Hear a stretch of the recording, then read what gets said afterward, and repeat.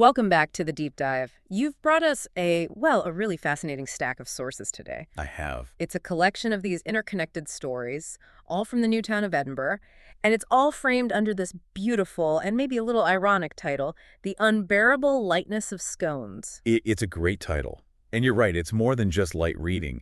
These sources, they're drawn from an ongoing serial novel, and they give us this profound, often really witty and just incredibly humane look at modern Scottish life. And it's all anchored in Edinburgh. Oh, completely. We're right there with the city's philosophers, its artists, its eccentrics.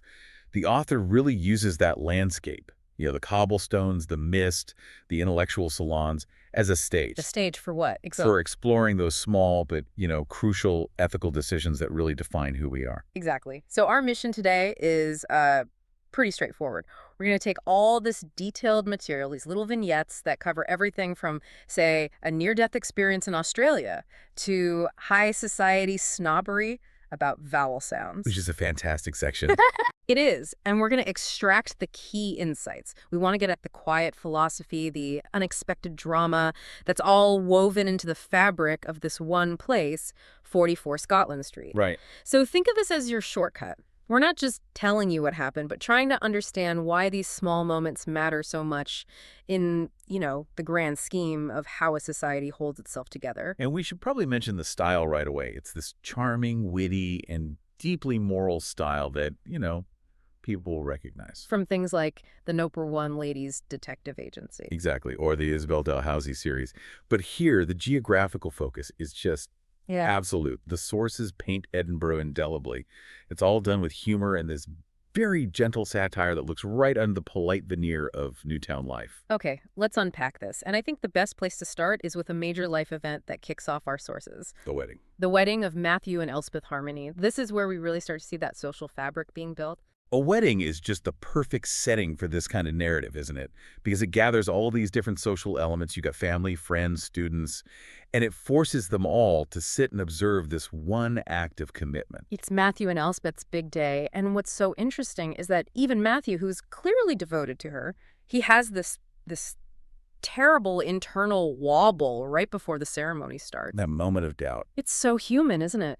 He's there, looking at Elspeth, adjusting her veil, and this thought just consumes him. Is this wise? Am I truly ready for this? It's the terror of permanence. Yes, that's exactly it. Moving from the comfortable ambiguity of the word partner to the absolute solidity of husband. But the immediate aftermath is all confirmation. Yes. The sources show him emerging just so proud, suddenly getting the gravity and the beauty of what they've just done. Mm-hmm. And then Elspeth's world just rushes in to greet them. All her former students. Yes.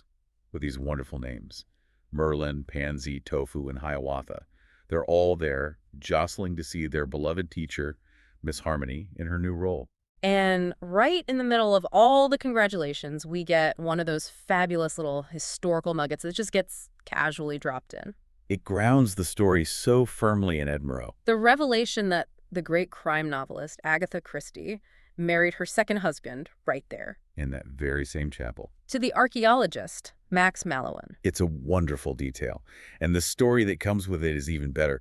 Christie is quoted observing that an archaeologist is the ideal husband because the older his wife gets, the more interested he becomes in her. It's so perfectly wry. So unsentimental. Yeah. And to place that observation right next to the sweet reality of a modern wedding, it's a great touch.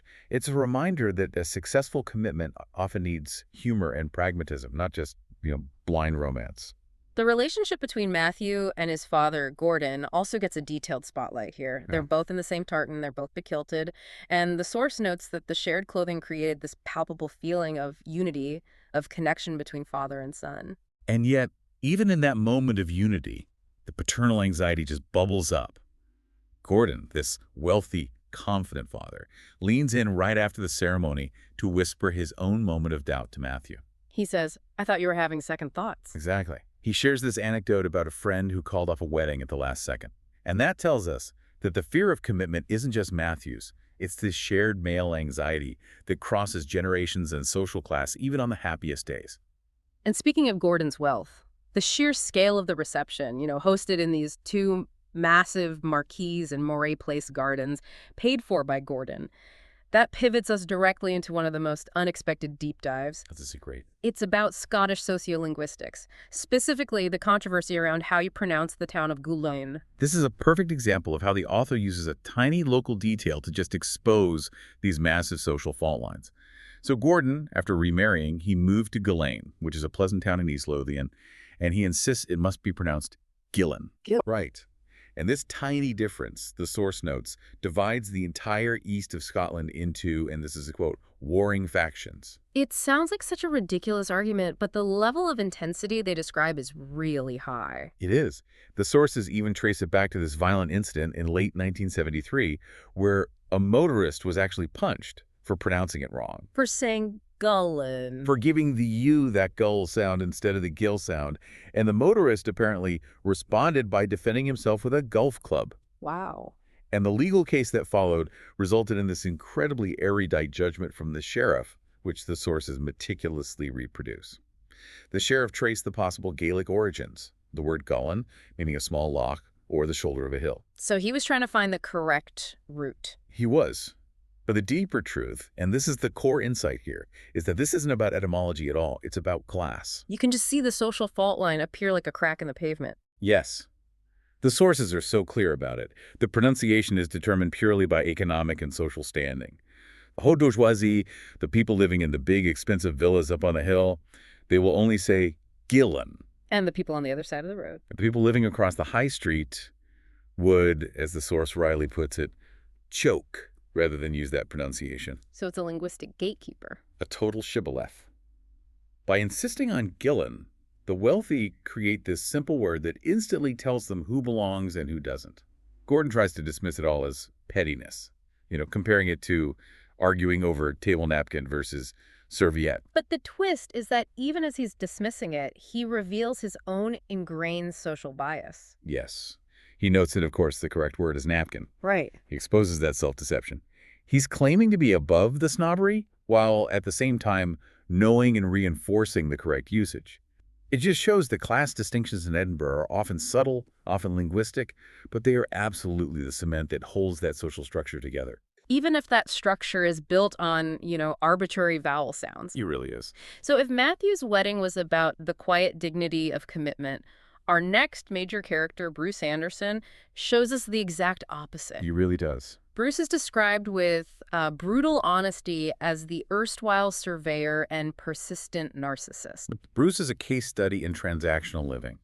The sources detail this astonishing level of calculation behind his engagement to Julia Donald. This was not a partnership of emotion. No. It was an investment strategy. He was motivated almost entirely by the financial inducements from Julia's father, who's a wealthy hotelier. We're talking about a directorship, a wine bar, a significant amount of cash. And the flat. And, most importantly, the flat in Howe Street, which was mortgage-free and worth at least £600,000. He literally quantified Julia's value by the square footage of her property. And his assessment of Julia as a person reflects this chilling calculation. He saw her as dim and vacuous, someone who only experienced flickering states of emotion. But he accepted it. He accepted the compromise because he concluded, and this is a quote, that was all it came down to ultimately, money. The idea that love is secondary to real estate valuation is Bruce's foundational philosophy. His self-obsession is detailed with such wonderful specificity. He has this rigorous routine. He's always reading Men's Health, using powdered flaxseed, and he sees himself as an artifact of public beauty. Right. He makes sure he is drop-dead gorgeous, and his greatest ritual is seeking out his own reflection, even in the most unlikely places. A microwave. The reflection in the microwave is such a standout moment. He catches his profile and thinks, I'm still to die for. Yeah. He just needs this constant external reflected validation to sustain who he is inside. But that hyper-controlled self-image is just incredibly fragile. The source notes that a few days later, the existential shock hits him. The wrinkle. A fine line, a wrinkle, appearing at the side of his mouth. It's the first sign of his inevitable decline, and it sends him into a total panic. This is a deep fear for him, isn't it? It's not just about aging. No, it's about losing the only currency he values, his physical appeal. And his immediate response is commercial. He buys these aggressive anti-aging products, specifically this body butter with sodium hyaluronate and arnica extract, hoping to make dry skin history. So his attempts to conquer age are as transactional as his attempts to conquer love. Exactly. But the veneer, unsurprisingly, cracks very quickly. Julie realizes she married a verbally abusive, cold calculation rather than a person, and she kicks him out. And when the financial foundation collapses, everything else follows. Her father repossesses the Porsche, which was in the company's name, and offers Bruce this tiny severance package. His entire carefully constructed life just implodes in one morning. Okay. So Bruce, desperate to maintain that artifact of public beauty status, he attempts a rebrand. He runs to a photographer, Nick McNair, who proposes him as the potential model for a Scottish government image campaign. In Face of Scotland. The face of Scotland. This proposal just fulfills Bruce's deepest narcissism. He starts walking through the new town, satisfied that he's attracting admiring looks, imagining himself on a massive billboard at Edinburgh Airport. He believes his beautiful face is now a national asset. But then comes the crucial moment of internal reformation. Right. While Nick McNair is out of the room fetching Bruce his highly specific moisturizer, which is a telling detail in itself, Bruce has an epiphany. He realizes this whole cycle of scheming, vanity, and self-promotion has just been a total waste of time. He decides to abandon the modeling dream and return to his former life as a surveyor. He goes to his former boss, Mr. Todd, and the confession is surprisingly raw for a character like Bruce. He looks Todd in the eye and just says, "I've changed inside. I'm a changed man." Admitting that he had been wasting my time on frivolous pursuits, and Todd is just completely taken aback by this sudden, genuine declaration of reform from his calculating former employee. The change isn't just intellectual, it's visceral. It is. It culminates that same evening during dinner with the Todd family. The new Bruce, the reformed man, looks across the table at Todd's daughter, Lizzie, and spontaneously notices a dimple he had never seen before. And in a moment of pure, impulsive, non-financial attraction, he kisses her. And his commitment switch is just flipped to high. He proposes marriage almost instantly. Based solely on this unexpected, previously unnoticed dimple. It's a beautifully constructed moment of irony.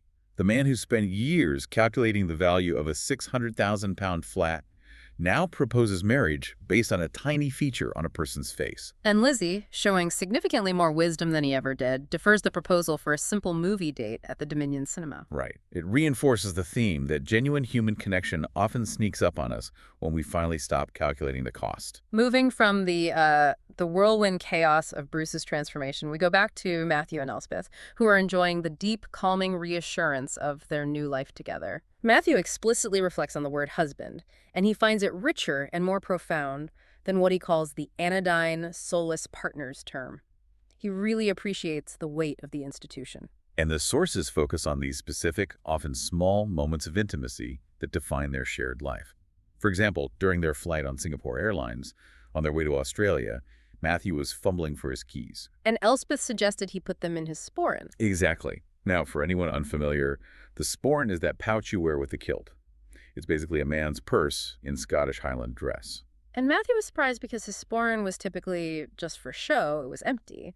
But Elspeth, who only had the haziest notion of what men kept in them, saw this suggestion as an act of, shared life. And Matthew reflected that sharing the space of the sporran was an unexpected intimacy.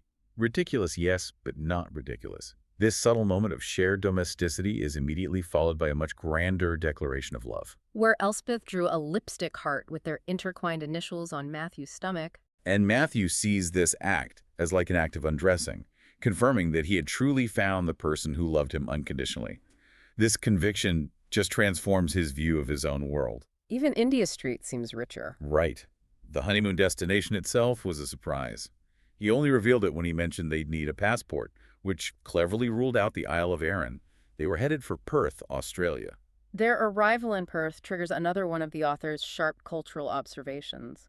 Matthew immediately notices that Perth feels like a parallel universe. He calls it a place so redolent of some distant idea of what Britain once had been but was no longer. He describes it as a bourgeois paradise, where things that have been, destroyed or discarded in the UK in an orgy of self-hatred still thrive. And the image he offers is so striking.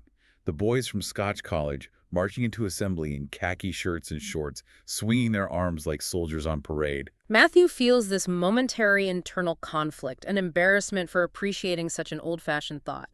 But he can't deny the sense of enduring order and tradition that still exists there. It reinforces those themes of ritual and social structure that Domenico will explore later on.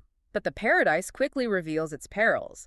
They're walking on Cotslow Beach at night, appreciating the vast, empty Southern Cross sky. And Matthew decides, on a whim, to wade into the dark ocean to retrieve a piece of driftwood.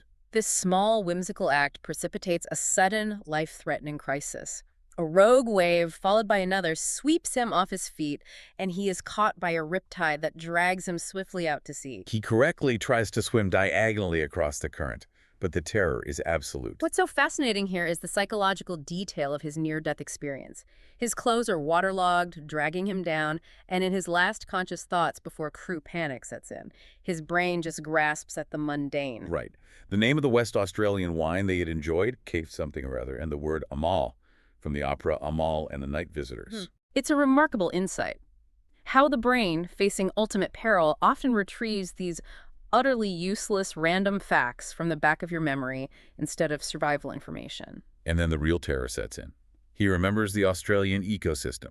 Not just the great white sharks, but the venomous snakes, the spiders, the box jellyfish, even the poisonous spike on the platypus. He genuinely accepts he is going to die. And then comes the inexplicable, the miraculous rescue. Matthew feels this large creature brush against his shoulder. He sees a floppy fin and a beak-like nose, a dolphin, which pushes him relentlessly toward the shore. He is eventually dragged onto the dry sand, exhausted after being in the current for nearly an hour. And the problem isn't surviving the sea, it's surviving the bureaucracy. Right. When Matthew, still sputtering, tells the police authorities he was rescued by a dolphin, the response is immediate skepticism. The police officer is overheard muttering into his radio, reporting a confused male, late 20s, sleeping rough, possible drug-related hallucinations, query psychiatric case. This is where the source delivers a really pointed critique of modern rationalism. An act of genuine, inexplicable natural kindness, a dolphin rescue, is simply less believable to the authorities than drug-induced confusion or a psychiatric breakdown. And the bureaucratic absurdity just continues. A lifeguard then appears, not to offer comfort, but to present Matthew with a waiver form. He tries to make Matthew sign a document admitting he endangered life by entering the sea voluntarily to retrieve the driftwood. And threatens him with prosecution for endangering life. The ultimate absurdity is complete. Matthew is threatened with prosecution for being the victim of a riptide. He refuses to sign, arguing, quite rightly, that the riptide was not his fault. It just shows how modern society has replaced gratitude and simple observation with this compulsion to assign blame and manage risk through legal liability. Let's turn back to Edinburgh, then, where the perils are less about riptides and more about ethical quandaries and profound eccentricity, starting with Big Lou and her complicated love life. Big Lou, the proprietrix of the Morning After Coffee Bar, she's a truly grounded figure. She was raised on a hard-working, struggling farm in Arbroath, a town known for caution, hard work, and modesty. Yet, despite that pragmatic upbringing, she educated herself by just devouring the inherited stock of her bookshop. Everything from topography to philosophy, Scott and Stevenson. So she's intellectually robust, but romantically hapless. She consistently attracts unsuitable men. Her current partner is Robbie, a plasterer who is literally described as half-mad with Jacobitism. The belief that the Stuarts are the rightful monarchs of Scotland and the UK. And this is more than a hobby for him. It's an all-consuming romantic idealism that just flies in the face of Lou's practical nature. This ideological obsession then escalates dramatically when Robbie brings a Belgian claimant to the Stuart throne to stay in Lou's Cannon Mills flat. It's this collision of romantic historical idealism with the mundane reality of the new town. And the climax is just pure farce. The dramatic farewell ceremony takes place at the Braid Hills Hotel. You've got Jacobites unfurling soul tires and lion rampant standards. The pretender arrives in full regalia. Tartan jacket, trews, a great white ruff, and red shoes with large silver buckles. Having traveled by motorbike sidecar. Right. It's this almost operatic display until Michael drops the pretender's duty-free whiskey, causing the supposed monarch to start shouting furiously in Flemish. That detail, the shouting in Flemish over the loss of cheap alcohol, it just shatters the romantic illusion of the Jacobite cause instantly. The farce concludes when Robbie and the pretender flee north, get hopelessly drunk, and are eventually rescued by a lifeboat in the Minch, which leads to them being detained under the Mental Health Scotland Act. And for Lou the pragmatist, this volatile romanticism is the final straw. She concludes that after that experience, I think the Hanoverians were more democratic. It's a very practical choice. Stability over insane, drunken idealism. From that incident, we move to Matthew's gallery and the ethical complexity presented by a character named Lard O'Connor. The client is described as a large Glasgow man, a known gangster, involved with the ice cream franchise people, which is a nod to certain elements of Glasgow's organized crime history, and he brings a large wrapped parcel. The tension is immense when Angus Lordie, the artist and resident genius, carefully peels back the paper. He instantly recognizes the painting as an unmistakable Sir Henry Raeburn, one of the greatest portraitists Scotland ever produced. But the shocking implication is that Angus believes it is the long-lost, highly valuable portrait of Robert Burns. Which creates an immediate and profound moral dilemma for Matthew and Angus. Matthew confirms Lard O'Connor's criminal background. The painting is almost certainly stolen property. And gallery owners are forced to confront whether they must report the find immediately. But Angus, ever the mischievous, ethically flexible artist, he begins to scheme.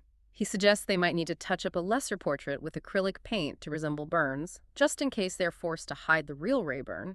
And the intended victim for this transformation. A portrait of Ramsay, the lawyer, who was overly proud of having played the Duke of Plaza Toro in The Gondoliers. The joke is so layered, defacing a dull portrait of a self-important man to protect a stolen masterpiece. However, the moral quandary is quickly replaced by tragedy. Lard O'Connor, the physical carrier of this masterpiece, collapses on the stairs to Big Lou's cafe, gasping and hitting his head.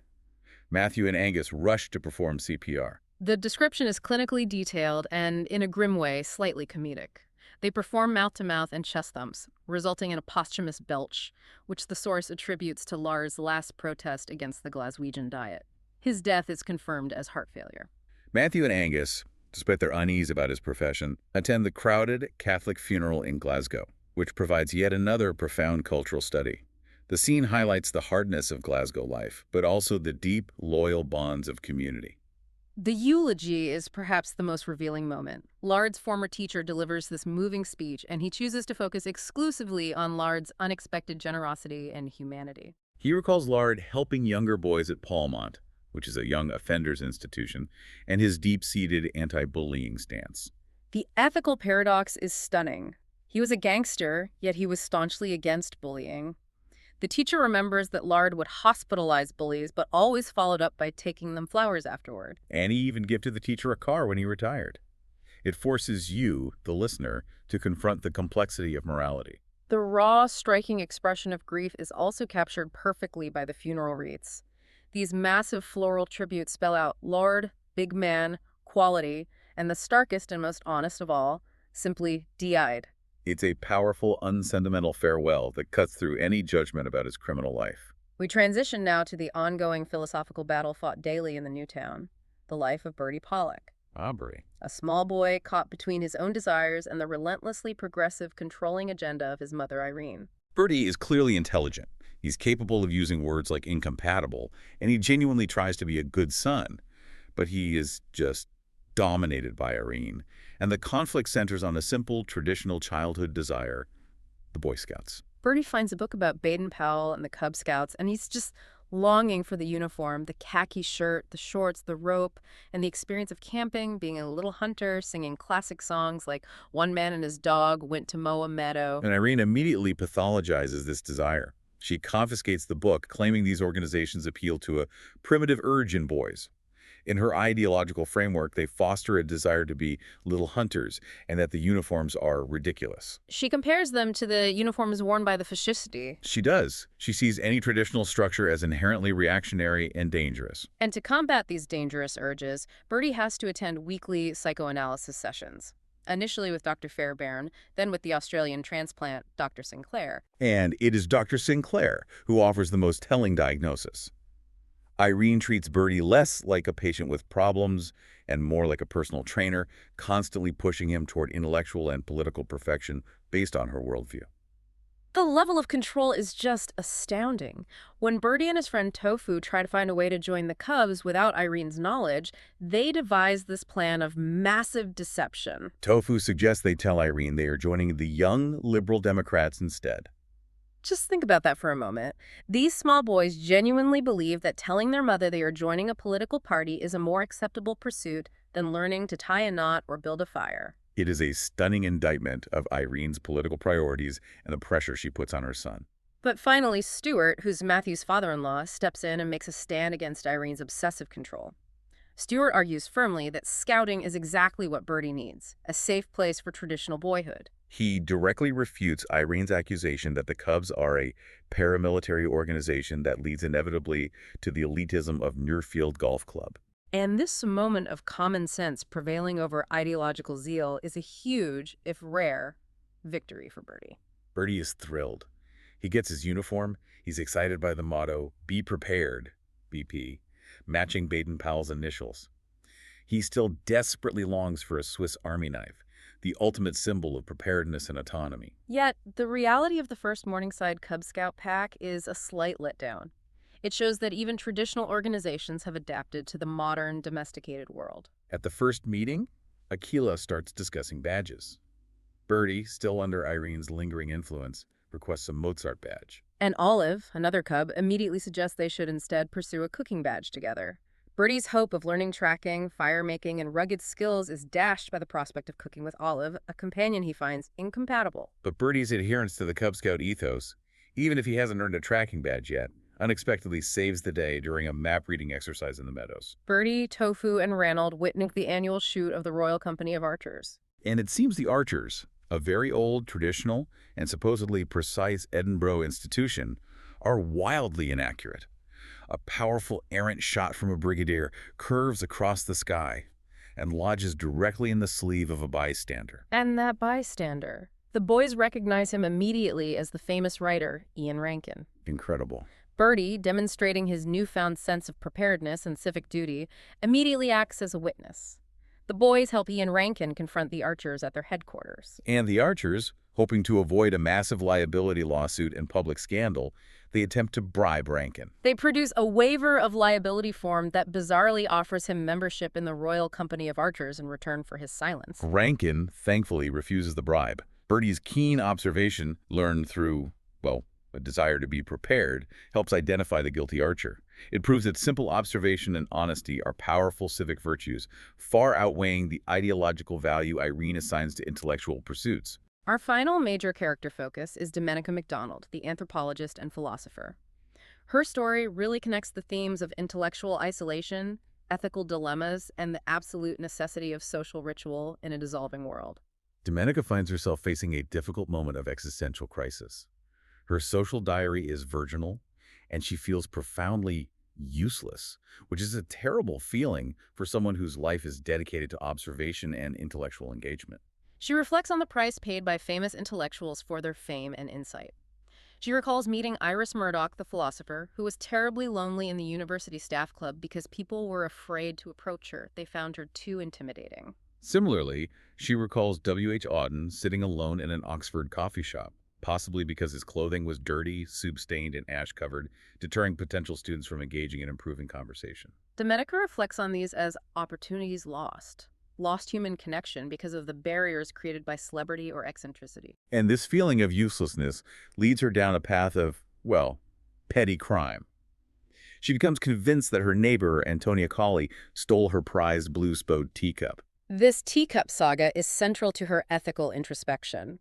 When Antonia gives Domenica a spare key to accept a delivery, Domenica, with Angus's help, decides to sneak into Antonia's flat and retrieve the cup she believes is rightfully hers. In the process, she realizes the philosophical irony. She's become a thief herself, trying to catch one. She compromises her own principles in pursuit of a perceived injustice. This situation then quickly escalates into miscommunication and paranoia. When Angus visits Domenica later, he overhears Antonia talking to a friend named Maeve about getting the stuff and a very delicate package delivery. Angus just leaps to the conclusion that Antonia is a big-time drug dealer using Domenica as an unwitting accomplice. The author sets up this dramatic misconception brilliantly. Angus, the seasoned artist, is convinced he has stumbled upon high-level criminal trafficking. The hilarious reality, however, is that the stuff is finally revealed to be a large box of illegal homemade marmalade, banned due to obscure Brussels regulations. Maeve Ross, who happens to be an old flame of Angus's, defends the act of trafficking marmalade as resistance against oppressive bureaucracy and overreaching regulation. Angus's moral panic about drug trafficking quickly dissolves into mild amusement over jam trafficking. It's another moment where perception, in this case Angus's paranoia, is wildly skewed from the actual, much milder truth. This entire experience galvanizes Domenica's philosophical thinking about society. She decides to host a dinner party, realizing that these seemingly mundane social gatherings are not meaningless activities, But essential bourgeois rituals. This is the core philosophical nugget, isn't it? The profound conclusion of her segment. She tells Angus passionately that the 60s movement was wrong when it declared that rituals were exposed as meaningless. Restraint was taken as a sign of inhibition. She argues that society is now paying the price for that destruction of restraint, and you can see it in the dissolution, rudeness, and discourtesy in public spaces. Domenica believes that rituals in key institutions, whether it's proper etiquette, the tradition of marriage, or simply holding a formal dinner party, are the absolute cement of any society. Her call to action is sweeping but practical. We have to re-civilize society. We have to consciously restore the small acts of discipline and courtesy that were discarded as inhibition. And the dinner party itself becomes the staging ground for this restoration. To cap off the evening, Angus, deeply moved by Domenica's philosophy and their shared friendship, recites a poem he wrote. And his words emphasize love, friendship, and the restoration of delicate balance as the only path forward in the face of what he calls a moral gloaming. The final lines reinforce that central role of human connection. I see no other way but love. This has been an incredibly rich deep dive. When we step back, the central tension running through all these sources is crystal clear. It's the struggle between individual self-interest, often manifested as naked calculation or rigid ideology. You know, Bruce's financial schemes, Irene's obsession with the fascisti uniforms, and the quiet, often uncelebrated search for connection, ritual, and fundamental kindness. And the author grounds this philosophical struggle in such meticulous detail of place. You feel the specific atmosphere of Edinburgh's Newtown Dundas Street, the Cumberland Bar, but we are also transported vividly to that strange old-world bourgeois paradise of Perth, Australia. And the terrifying real-world danger of the riptides off Cotslow Beach. Right. I think the most pervasive theme is the fluidity of truth and the ease with which perception is warped by our own biases or by the rigid expectations of modern institutions. We saw it with Matthew's dolphin rescue, Which was immediately dismissed by authorities as a psychiatric case. We saw it with Irene's bizarre, ideologically fueled classification of the Cub Scouts. And we saw it hilariously with Angus's instant conviction that Antonia was a big-time drug dealer when she was merely an illegal jam trafficker. The sources consistently show that the most compelling narrative is often the most untrue, and that reality, like the marmalade, is often much sweeter and more mundane than we expect. If we connect all this back to the broader picture, we're left with a powerful ethical paradox, and it's embodied most beautifully by Lard O'Connor. We should reflect on his crowded Glasgow funeral, where his former teacher chose to focus exclusively on Lard's small acts of kindness, helping boys at Palmont, giving away a car, taking flowers to the bullies he had hospitalized.